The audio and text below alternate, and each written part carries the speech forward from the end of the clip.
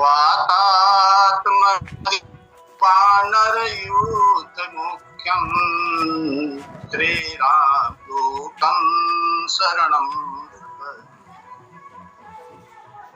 लक्ष्मीकान्तसारम्भां नाथयामुनमध्यमाम् अस्मदाचार्यपर्यन्तां वन्दे गुरुपरम्पराम्। राम कथा के रसिक तुम भक्ति रास मति धीर, आसन लीजिए हृदय महतेज कुंज कपिवीर। सियावर रामचंद्र जी की जय, उमापति महादेव की जय, पवन सुत हनुमान की जय, गोस्वामी तुलसीदास जी महाराज की जय, सब संतन की जय। जय जय सीताराम। ऑनलाइन राम कथा सत्संग से जुड़े हुए समस्त भगवत भक्तजन, राम कथा रसिक जन, आप सभी को सादर प्रणाम। बहुत समय के बाद में पुनः लिंक में जुड़ने का अवसर प्राप्त हुआ। पटेल जी ने निवेदन किया, हम उनके आभारी हैं कि उन्होंने हमें एक योग और अच्छा समय दिया भगवान की कथा कहने का। आज धन्य अति यद्यपि शब विधिहीन, पुण्य जन जान राम मुहि संत समागम। हम सभी अत्यंत बड़भागी हैं जो कि निरंतर सत्संग से जुड़े हुए हैं। आइए बिना किसी भूमिका के सीधे प्रसंग में प्रवेश करने का प्रयास करते हैं। प्रसंग आप सभी लोगों को मालूम है। जय सच्चिदानंद जग पावन, अस कह चले मनोज निशान। भगवान राम दंडक वन में विचरण कर रहे हैं, सीता जी के विरह में व्याकुल हैं और उस व्याकुलता की लीला को निभा रहे हैं। हे खग मृग हे मधुकर श्रेणी, तो तुम देखी सीता मृग है। भगवान विरह में व्याकुल हैं, रो रहे हैं, लता पताओं से पूछ रहे हैं। उसी समय पे बाबा विश्वनाथ ने और राम जी का दर्शन किया। अत्यंत आनंद उनके हृदय में हुआ प्रभु को देख के। लेकिन अच्छा समय नहीं है ये सोच के विशेष कुछ बातचीत नहीं की, पहचान नहीं की और कहा कि जय सच्चिदानंद जग पावन, अस कहि चले मनोज निशावन। हे सच्चिदानंद प्रभु, आपकी जय हो, आपकी जय हो। कामदेव को नष्ट करने वाले भगवान भोलेनाथ इस प्रकार से कह के आगे बढ़ जाए। इस दृश्य को देख के और माता सती के मन में संदेह उत्पन्न हो जाते। आइए थोड़ा पूर्वालोकन करते हैं। एक बार भगवान शंकर और तैयारी करने लगे, थोड़ा श्रृंगार करने लगे। मृगशाला को, बागांबर को पहन लिया, अपना साज सजा के और नंदी को तैयार किया और कहीं जाने को तैयार हुए। माता सती ने देखा कि भोलेनाथ कहीं जा रहे हैं, तो पूछा प्रभु आप कहाँ जा रहे हैं?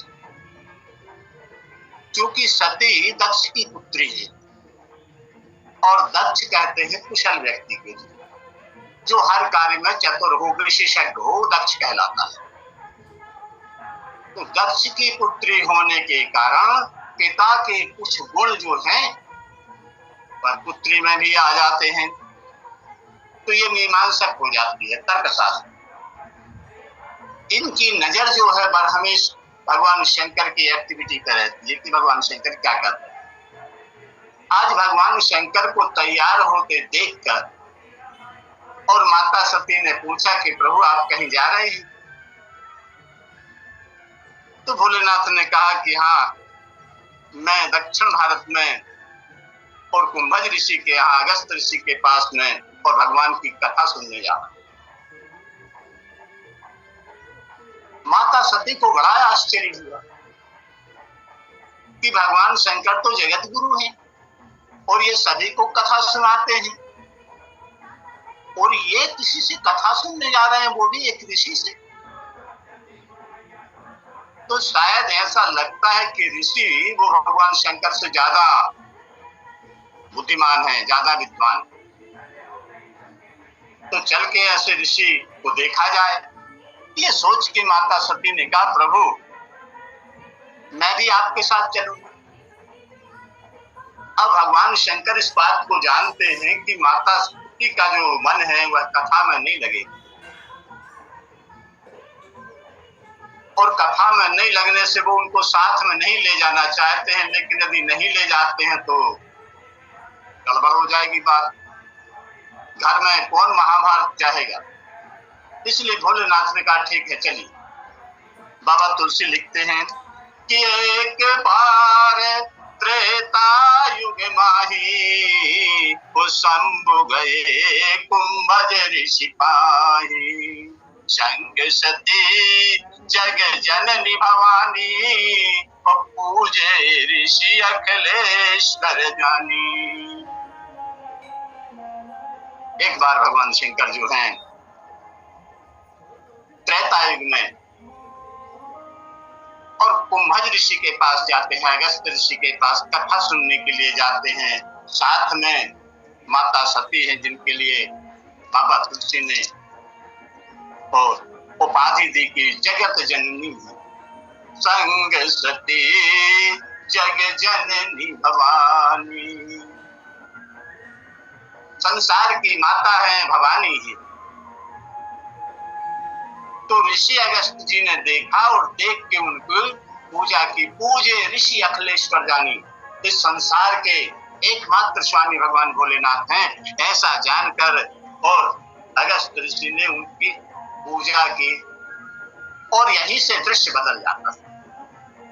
माता सती ये सोच के वहां से चली थी कैलाश से कि अगस्त जी बहुत बड़े विद्वान होंगे, तब तो भोलेनाथ उनके पास कथा सुनने के लिए जा रहे हैं, लेकिन तो वक्ता ही श्रोता के चरण छू रहा है।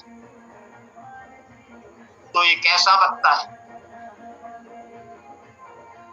यही उनको भ्रम पैदा हो जाता है। वो इसी तर्क वितर्क में लग जाती कि ये वक्ता उचित नहीं है जो श्रोता की पूजा कर रहा है। माता सती के इस भाव को जान के भगवान शंकर ने भी अगस्त ऋषि को प्रणाम कर दिया। अब तो सती का दिमाग और घूम गया, ये क्या हो रहा है? दोनों एक दूसरे को प्रणाम कर रहे हैं, समझ में नहीं आया। और भगवान शंकर जो हैं वह अगस्त ऋषि से कहते हैं कि हम कथा सुनने के लिए आए हैं, और अगस्त ऋषि भगवान की कथा सुनाने। अगस्त ऋषि कथा सुनाते हैं और भगवान भोलेनाथ सुनते हैं, और माता सती कथा नहीं सुनती। वह उधेड़ बुन में लगी हुई है कि कथा वाली श्रोता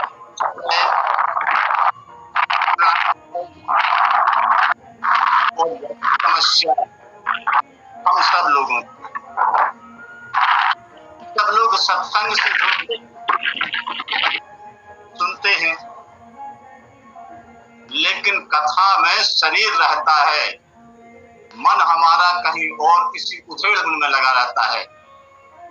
इसलिए कथा का जो वास्तविक लाभ हमको मिलना चाहिए वो नहीं।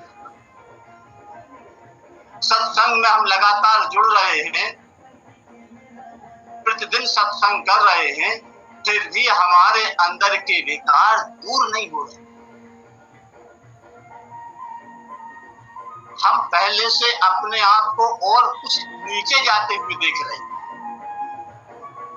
ऊपर हमारा ऊर्ध्वगमन नहीं हो रहा, अधोगमन जरूर हो रहा। कारण सब यही है कि कथा में तो हम बैठ जाते हैं, लेकिन मोह की छतरी लगा लेते हैं, और जब मोह की छतरी लगाते हैं तो प्रभु की कृपा का जो जल बरसता है वो छतरी के कारण हमारे शरीर पर नहीं आ पाता। इसलिए हम कथा से ओतप्रोत नहीं हो पाते।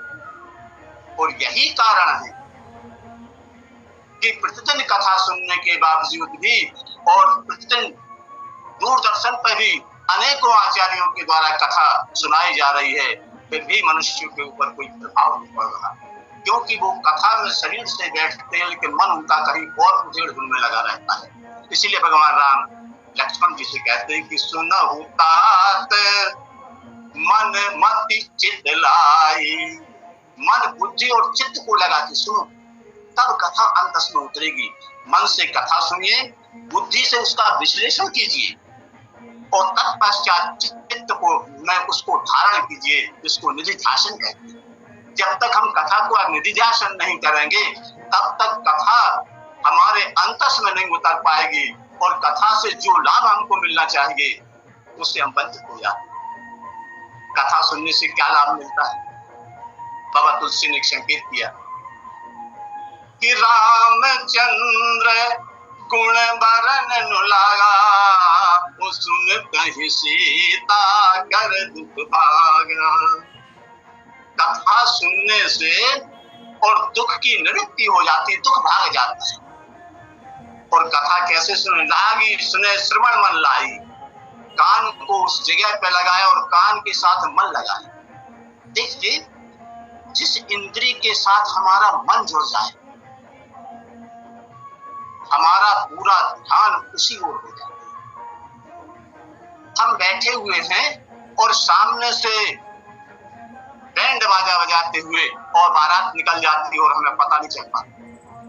हम उसको देखते हैं लेकिन देखने के बावजूद भी हम उसको नहीं देख पाते, इसलिए कि हमारा मन नेत्रों के पास नहीं, इसलिए देख नहीं पाते। और कान के पास मन नहीं होने से हम उस बैंड बाजे की ध्वनि को भी नहीं सुन पाते। इसलिए कथा को कान के पास, मन को कान के पास लगा के कथा को सुना करना चाहिए, तब वह अंतर में उतरेगी। हर निरंतर हुआ ही न पूरे, जिनके श्रवण समुद्र समाना, कथा कुमार रसिक न दिलाना।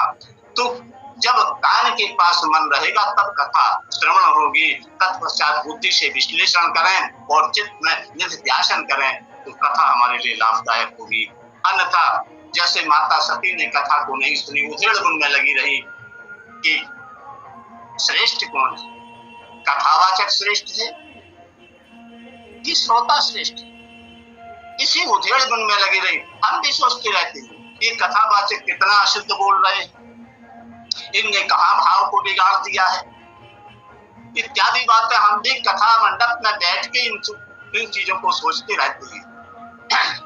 हम श्रोता नहीं बन पाते, हम वहां पे भी वक्ता बन जाते। कोई नहीं मिलता तो हम अपने मन से ही बातें करने लगते। यही हमारा दुर्भाग्य है।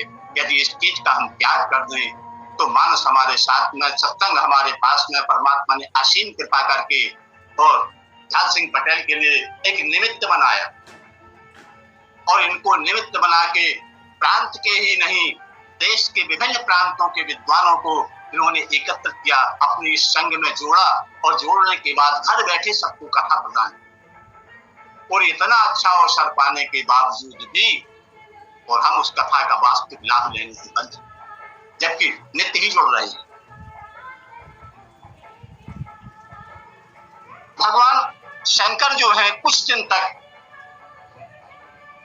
अगस्त ऋषि के आश्रम में रहते हैं और रहने के बाद में फिर उनको याद आती कि अब कैलाश चलना चाहिए।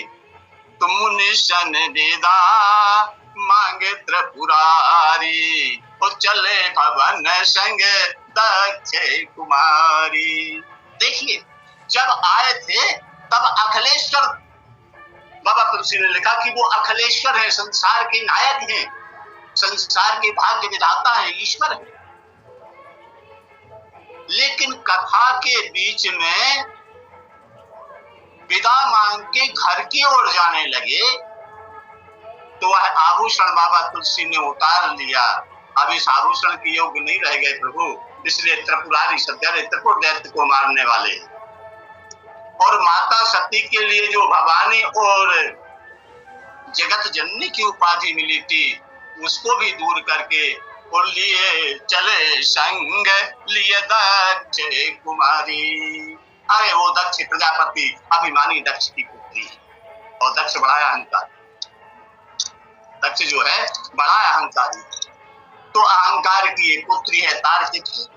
भगवान शंकर वहां से चलते हैं, लेकिन कथा सुनने के बाद में भगवान शंकर के मन में ये विचार आता है कि काश प्रभु के दर्शन हो जाए। ये लालसा हमारे और आपके हृदय में भी आना चाहिए। जब हम कथा सुनते हैं तो कथा सुनने के बाद में हमें ऐसा लगना चाहिए कि प्रभु का दर्शन, हम उनके रूप का, जैसा कि अभी मनहरन भैया बतला रहे थे, उनके रूप का वर्णन कर रहे थे कि उनकी नाभि कितनी सुंदर है, भुजाएं कितनी सुंदर हैं। हम कथा के बाद परमात्मा के इस रूप का चिंतन करें और इसी चिंतन को करते करते स्वयं जब जागेंगे तो ये चिंतन हमारा अनवरत चलता रहेगा और पहला चिंतन भाव बन जाएगा। सोते समय हमारा जो अंतिम विचार होता है, जागने के बाद हमारा वह पहला विचार होता है। इसी प्रकार परमात्मा का नाम लेते लेते भी हम सो जाते हैं तो जागने के बाद हमारे मुख से परमात्मा का ही नाम निकलेगा। और जब इस प्रकार की क्रिया निरंतर होने लगे तो इसको आजपा जापता है। तो परमात्मा का चिंतन करें तो हो सकता है कि परमात्मा हमारे सामने प्रकट हो, या परमात्मा का स्वरूप हम कम से कम स्वप्न में ही देख लें। जागृत अवस्था में न देख पाए तो स्वप्न अवस्था में देख लें। लेकिन यही स्थिति यदि गहराती चली जाएगी तो वह दिन दूर नहीं, जबकि परमात्मा के हम साक्षात्कार करेंगे, उनके दर्शन करेंगे। भगवान भोलेनाथ यही विचार करते जा रहे। अच्छा विचार कीजिए, अगस्त ऋषि का आश्रम पंचवटी के पास में, दक्षिण भारत में, महाराष्ट्र में, नासिक के पास में, और अगस्त जी का आश्रम। अब वहां से भगवान शंकर उत्तर की दिशा की ओर जा रहे हैं और उसी समय पे तई अवसर भंजन महिवारा हरि रघुमन सलीने अवतारा वचनता राज उदासी और दंडक वन विचरत अविनाशी। प्रभु दंडक वन में, दंडकारण्य में विचरण कर रहे हैं, सीता जी को खोजते हुए दक्षिण दिशा की ओर जा रहे हैं। अब आप विचार करें कि प्रभु दक्षिण दिशा की ओर जा रहे हैं और भोलेनाथ उत्तर दिशा की ओर जा रहे हैं। क्या इन दोनों में भेंट हो सकती है? ऐसा तो संभव नहीं लगता, क्योंकि दोनों विपरीत दिशा में चल रहे हैं। और दोनों जब विपरीत दिशा में चल रहे हैं तो भेंट होने का तो प्रश्न ही नहीं है। लेकिन फिर भी विचित्र संयोग देखिए, परमात्मा राम को आभास हुआ कि हमारे प्रिय भक्त और भगवान भोलेनाथ हमको याद कर रहे हैं, स्मरण कर रहे हैं, मेरा दर्शन पाना चाहते। तो भगवान उत्तर में प्रकट हो जाते हैं। शंभु समय ते ही राम ही देखा उपजाहि अति हर्षो विशेषा। उसी समय पे और प्रभु जो है दक्षिण की ओर जा ही रहे हैं, लेकिन उत्तर की ओर जो है, जहां भगवान भोलेनाथ जिस रास्ते से जा रहे थे उनके सामने से निकल उसी समय प्रकट किया। भगवान शंकर ने उस रूप को देखा। ये अरण्य कांड की कथा बड़ी विचित्र कथा है।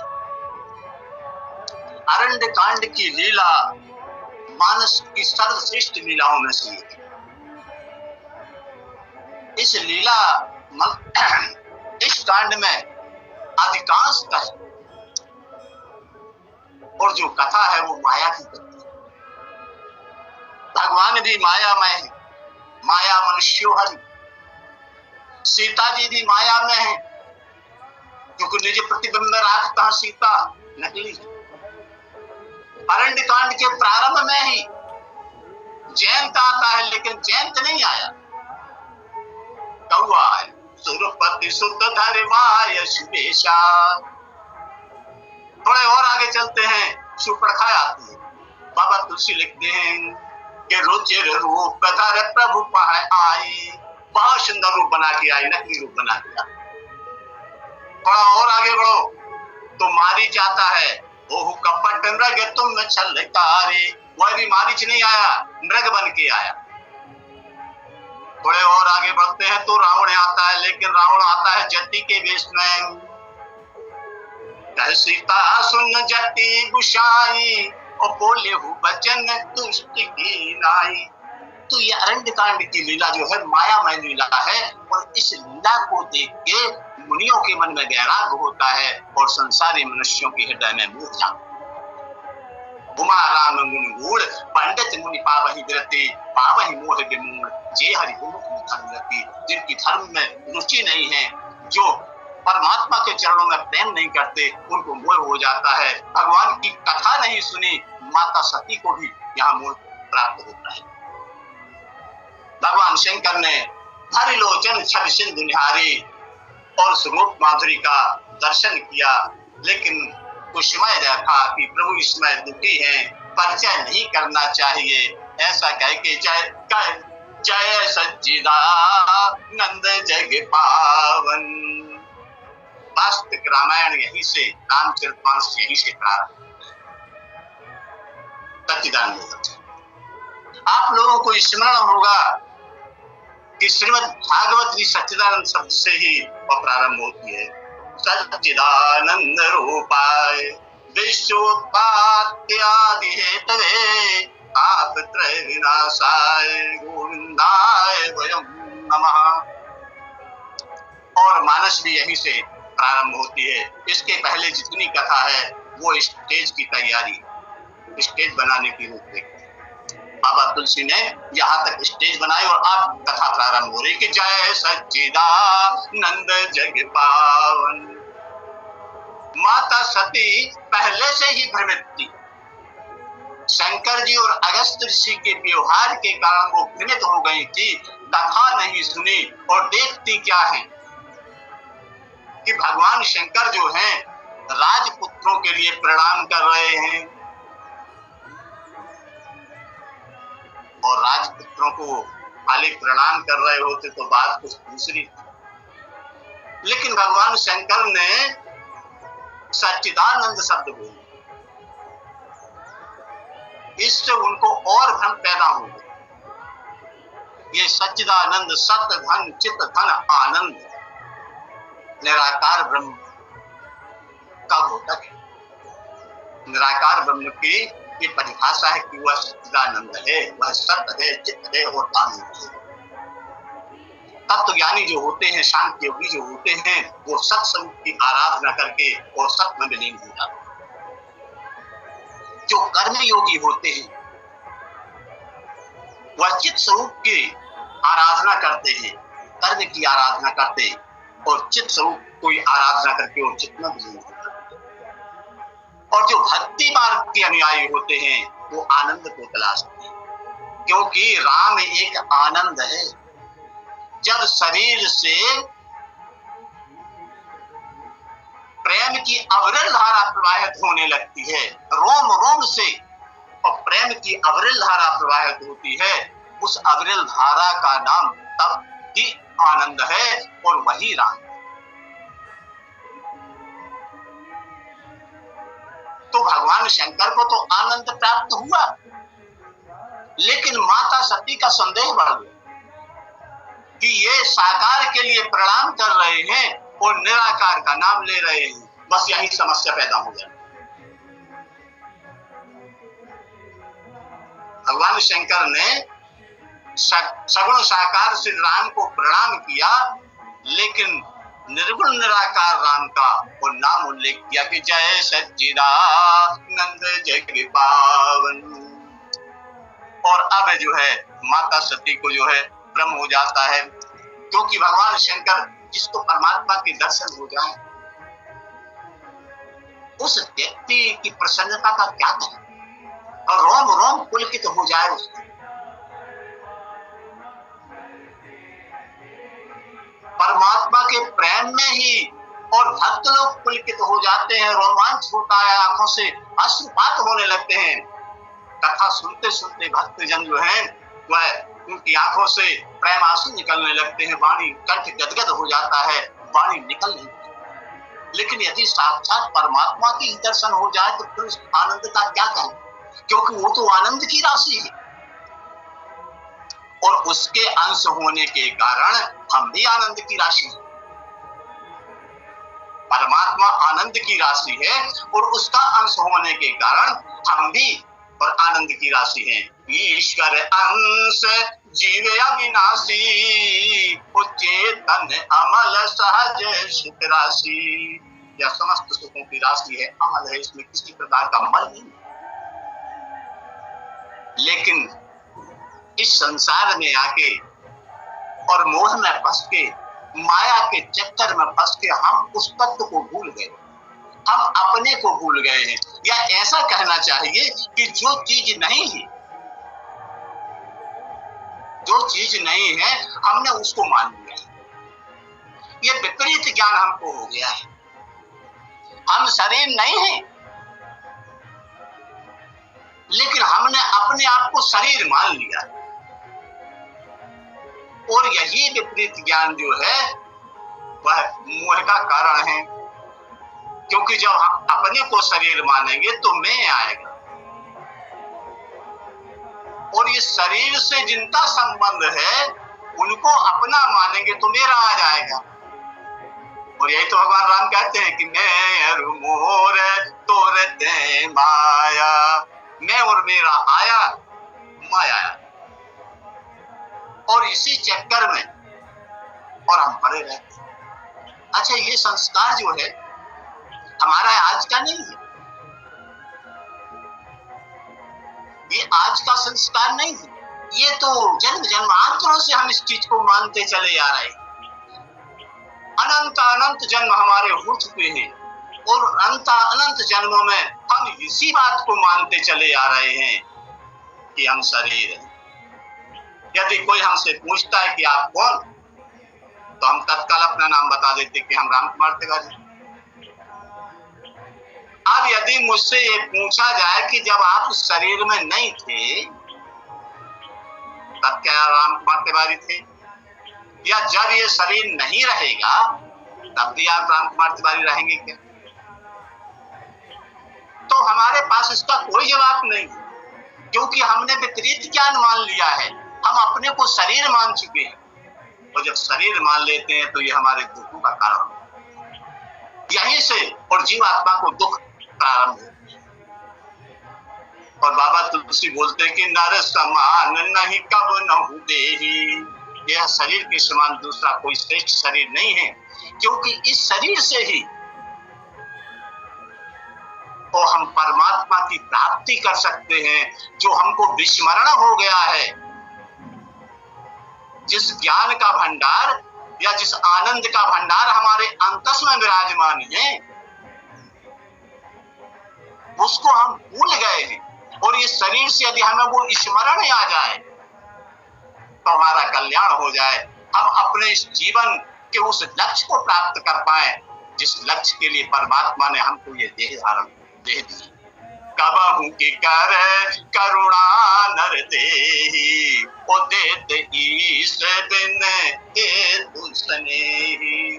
परमात्मा देखता है कि जीव अनेक प्रकार के दुख पा रहा है, नाना प्रकार के कष्टों से घिरा हुआ है, अनेकों योनियों में जन्म लेके ये दुख पा रहा है। तो उस करुणा ध्यान के लिए जो बिना किसी कारण के करुणा वरुणालय है, वो करुणा करके और मानव देह दे। और इस मानव देह को इसलिए दिया कि इस देह के माध्यम से तू जिस चीज को भूल गया है उसका स्मरण कर ले। अस प्रभु हृदय अछत अभिकारी, सकल जीव जगदीन दुखारी। और यदि हमें ये स्मरण आ जाए तो हमारा दुख दूर हो जाए, लेकिन हमें स्मरण नहीं आता। और जिस दिन स्मरण आ जाएगा उस दिन आप आनंद से भर जाएंगे। ये आपका आनंद जो है आपके शरीर से बाहर छलकने लगेगा। आज भगवान विश्वनाथ का आनंद जो है वह भी बाहर छलक रहा है। पुनि पुनि कुल कृपा निकेता, बारंबार जो है वो उनका शरीर जो है पुलकायमान हो रहा है, प्रेम उनके शरीर में समा नहीं रहा है। यह दशा भगवान भोलेनाथ की देख के और माता सती विचार करने लगी कि शंकर जगत बंधु जगदीशा, ओ सुर नर मुनि सब नावहि सीसा। दिन नित सुतहि कीन परिणामा, ओ कहि सच्चिदानंद परधामा। बस वही बात पर सामने आ गई, कहीं सच्चिदानंद परधामा। इन्होंने राजपुत्रों को तो प्रणाम किया, लेकिन सच्चिदानंद कह के प्रणाम किया। यही माता सती के और धन का उनके मोह का कारण बन जाता है। और भय मगन छविता शुभ लोकी, आजहु प्रीत उर रहे न रोकी।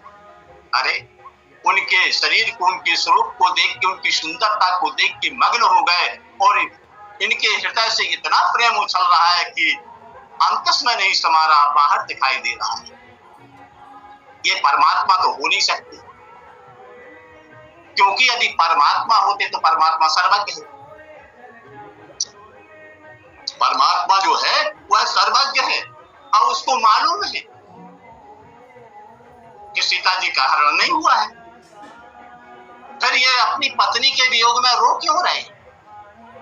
एक साधारण व्यक्ति भी अपनी पत्नी को यदि खोजने के लिए चलता है, उसकी पत्नी गुम हो जाती है, तो वो खोजने के लिए चलेगा तो किसी चेतन प्राणी से पूछेगा। लेकिन ये परमात्मा हो कि लता पता वृक्ष इत्यादि से पूछ रहा है, तो कैसा परमात्मा? ये परमात्मा हो ही नहीं सकता। और परमात्मा तो सब जगह विद्यमान है। इन अज्ञानी पुरुषों के समान, इन कामी पुरुषों के समान तो परमात्मा आचरण नहीं कर सकता, क्योंकि वह समदर्शी है, समदृष्टा है, वैरागी है, वैराग्य भाव से रहता है। उसके हृदय में राग कैसे उत्पन्न होगी? इत्यादि बहुत सी कल्पनाएं और मैया सती के हृदय में जो है वह जागृत होने लगती हैं। ये सब परमात्मा की लीला है। राम कीन चाहे सो होई, वो करे अन्यथा अस नहीं कोई। क्योंकि परमात्मा चाहता है इस प्रकार की लीला, और परमात्मा राम ने प्रकार की लीला की कि सती जैसी महासती के मन में ये मलिनता क्यों ला? विचार करने की बात है कि सती महापतिव्रता है, जगत जननी है, भवानी है, और उनके हृदय में ऐसी मलिनता लाने का, ऐसा मोह लाने का कारण क्या? कारण सिर्फ यही है कि भगवान शंकर जी जो हैं वह विश्वास के घनीभूत रूप, और माता सती जो है वह तर्क की मूर्ति है। तो विश्वास और तर्क की जोड़ी नहीं बन सकती। विश्वास यदि कुछ कहेगा तो तार्किक जो होते हैं, मीमांसक जो होते हैं, वो अपना क्यों लगा के उसको काटते रहते हैं। एक पितंडा खड़ा करते हैं। पितंडा का मतलब होता है बिना किसी कारण के और सामने वाले की बात का खंडन करना। न्याय के 16 सूत्रों में एक सूत्र है जिसको पितंडा कहा जाता है, और इसका अर्थ होता है कि बिना किसी कारण के सामने वाले की बातों को काटते जाना, उसको खंडन करते जाना। तो मैया सती भी यही करती हैं। भगवान शंकर समझाते हैं उनको, लेकिन वो अपना ही राग और अलापने लगती कि ब्रह्म जो व्यापक विरज अजय, अकथयनी है अभेद, सो की देह धर हो नर, जाहि न जानत वेद। तो परमात्मा राम इस तार्किक शक्ति मैया सती के लिए श्रद्धा के रूप में बदलना चाहते हैं कि विश्वास की पत्नी श्रद्धा हो सकती है, तार्किक मीमांसक नहीं। इसलिए सती के मन में ऐसी मलिनता लाई गई, सती को मोह उत्पन्न हो गया, और उस मोह के चलते और मैया सती का आगे क्या हाल होता है वो तो कथा के माध्यम से निकलेगा। संक्षेप में यही समझ लीजिए कि इस मोह के कारण मैया सती को अपना शरीर त्यागना पड़ा, और तत्पश्चात पार्वती जी के रूप में जन्म लेती हैं, और फिर कठोर तपस्या करके साक्षात श्रद्धा का रूप बनती। जब श्रद्धा का रूप बनती है तब श्रद्धा और विश्वास की जोड़ी हो जाती है। इसलिए भगवान बाबा तुलसी लिखते कि भवानी शंकर वंदे श्रद्धा विश्वास रूप। ये श्रद्धा और विश्वास, जब तक व्यक्ति के हृदय में श्रद्धा जागृत नहीं होगी कथा नहीं सुनेगी। माता सती के हृदय में श्रद्धा तो थी ही नहीं, इसलिए कथा नहीं सुनी और राम को देखने के बावजूद भी, भगवान शंकर के प्रणाम करने के बावजूद भी, और राम को प्रणाम नहीं किया। यदि श्रद्धा होती, राम को भले नहीं पहचान पाई थी, लेकिन जब उनके पतिदेव किसी को प्रणाम कर रहे हैं तो पत्नी का कर्तव्य है कि वो भी उनको प्रणाम करे। लेकिन नहीं थे, क्योंकि वो अपनी मीमांसा की तार्किक व्यवस्था में लगी हुई थी। वह जो ब्रह्म है वह संसार में और कण कण में विराजमान है। ब्रह्म जो व्यापक विरज अज अकथ अनीय है अभेद, उसका कहना नहीं किया हमने उसको। वह कैसा है ये कहा नहीं जा सकता है। वह अजन्मा है, अद्वितीय है, अविनाशी है और भेद रहित, उसका कोई भेद नहीं जान सकता। ऐसा अलौकिक ब्रह्म जो विरागी भाव से रहता है, वह किस कारण से और मनुष्य की देह धारण करेगा? अरे उसको तो वेद नहीं जानते, नेति नेति कह के उसका वेद स्मरण करते, वह ऐसा नहीं है, वह ऐसा नहीं है, वह ऐसा नहीं है। वह कैसा है ऐसा वर्णन वेद भी नहीं कर पाते हैं। तो ऐसा परमात्मा, ऐसा अखिल ब्रह्मांड नायक ब्रह्म जो है, वह क्यों मनुष्य का रूप धारण करेगा? फिर वो अपने तरफ को और थोड़े आगे बढ़ाती है कि विष्णु जो सुरहित नर तन धारी, वो सोई सर्वज्ञ जथा पुरारी। भगवान विष्णु जो है असुरारी हैं, वो बीच बीच में देवताओं की और संतों की रक्षा करने के लिए मनुष्य का अवतार धारण करते हैं, पृथ्वी पे अवतार लेते हैं। लेकिन भगवान विष्णु और शंकर जी तो बराबरी के, वो एक दूसरे को सच्चिदानंद तो नहीं कहेंगे, प्रणाम अवश्य कर लेंगे, लेकिन सच्चिदानंद शब्द का प्रयोग नहीं करेंगे। इस प्रकार से माता सती जो है इस सच्चिदानंद शब्द से और भ्रमित हो जाती हैं कि कहीं सच्चिदानंद परधामा प्रणामा। राजपुत्रों को प्रणाम किया, सच्चिदानंद का। भगवान शंकर ने जय सच्चिदानंद जग पावन, हंस कहि चले मनोज नशावन। श्यावर रामचंद्र जी की जय। समय अपनी पूर्णता की ओर है और अधिक शब्दों का सहारा न लेते हुए यही वाणी को विराम देता हूँ। प्रेम से बोलिए सच्चिदानंद भगवान की जय। आदरणीय पटेल भगवान की जय। बहुत बहुत धन्यवाद महाराज जी। यहाँ पर कुछ विद्वान यह शंका व्यक्त कर रहे हैं कि श्री शिव जी ने भगवान को प्रणाम क्यों नहीं किया, जबकि शिव जी जानते थे। और संतों के द्वारा इसका समाधान दिया गया कि गुप्त रूप अवतरे प्रभु। अतः अब तो वे श्री रघुपति ही क्षत्रिय हैं, भगवान शिव ब्राह्मण हैं, अतः प्रणाम करना धर्म है। रावण वध के पश्चात जब सभी देवताओं के द्वारा स्तुति